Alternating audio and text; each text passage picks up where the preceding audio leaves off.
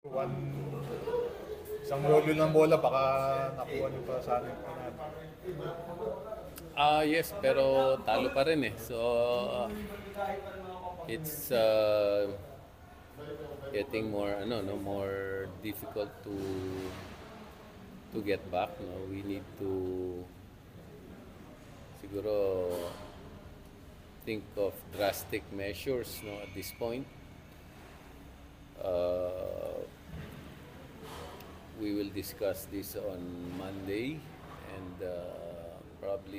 probably uh, make some decisions. No? Ang next game namin is on Friday. So, we need to start winning if we still want to have a chance at the playoffs. Ang problema namin, yung mga malalakas na team na yung mga kalaban namin. So that makes it even more difficult yung situation namin. Pero ako kasi naniniwala naman ako na no, once we hit on the right uh,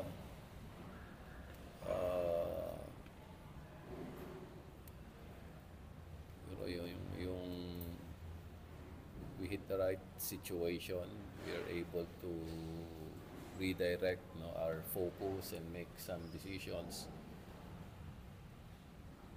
If we can string up 2 or 3 wins, we can get back into the fight. So ang ano lang namin ngayon is how do we win our first game and what are the adjustments that we need to do that. There may be some drastic measures we need to make, but you can only make that in a ano in a uh, in a meeting siguro where we have to be more uh, uh, more open, no, to making major decisions. Alam naman natin pagka ganito, yung import talaga yung yung pinakamadaling uh, desisyonan or pinakamalaking impact, no, doon sa decision sa team. Of course, I think that's really obvious. There's always that pressure on imports to carry the team, no? And you will be measured on that standard, no? Are you able to carry the team, no?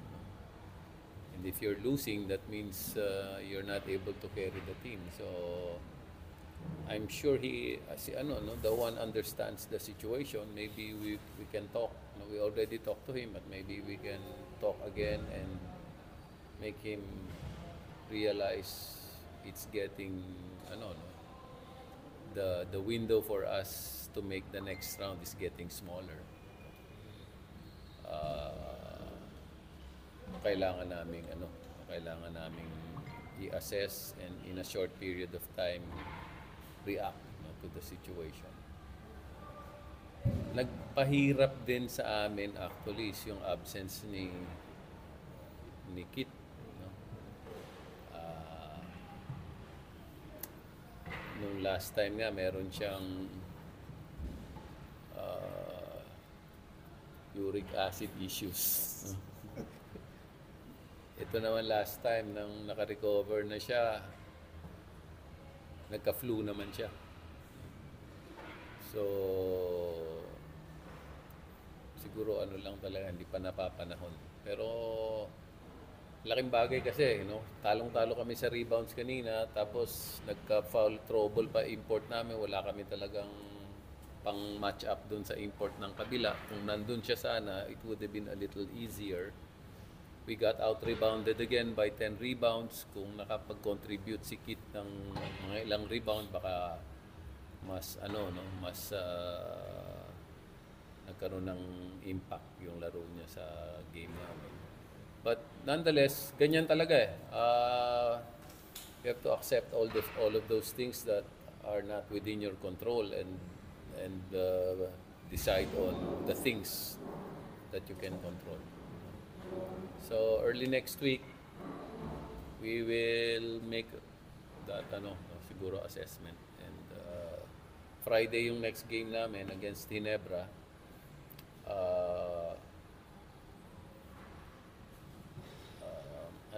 Siguro mahirap din kasing magdesisyon na nagmamadali. So baka from one mistake to another mistake din yun. Anyway,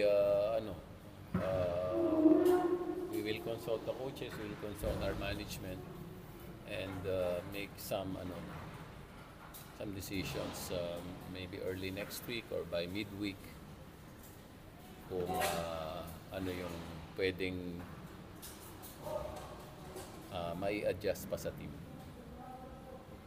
Coach, nabanggit niyo yung import, mabilog na possible replacements. Parati namang merong parati ka namang merong reserves. Pero talaga before the conference, very optimistic kami kay Dawan eh. Nakita namin sa practice, may skills siya, Siguro ang naging problema lang is baka yung age factor, kalaban niya yung mga mas bata, Kasi kung titignan mo yung tatlong laro,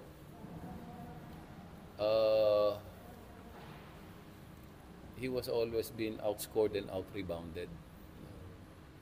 So, we're kind of surprised. Kasi alam namin, kaya ma-score, kaya naman niya rebound. Nakakasabay naman siya sa takbuhan namin. So, maybe we'll give it a last attempt to fix things. But we should always be ready to make the big decisions. Thank you, Coach. Ayos.